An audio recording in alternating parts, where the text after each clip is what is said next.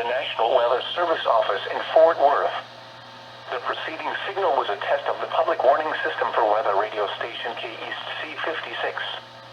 During potentially dangerous weather situations, specially built receivers can be automatically activated by the signal to warn of the impending hazard.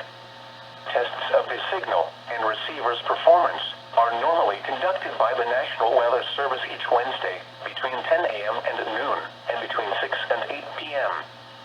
If there is a threat of severe weather, the test will be postponed to the next available good weather day.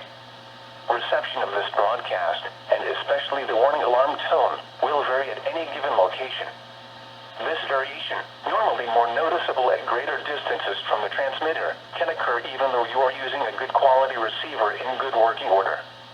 The warning alarm tone will be activated for hazardous watches and warnings for the following counties: Collin, Dallas, Denton, Ellis, Hill, Hood, Hunt, Kaufman, Parker, Rockwall, and Tarrant. This concludes the test of weather radio station KEC56.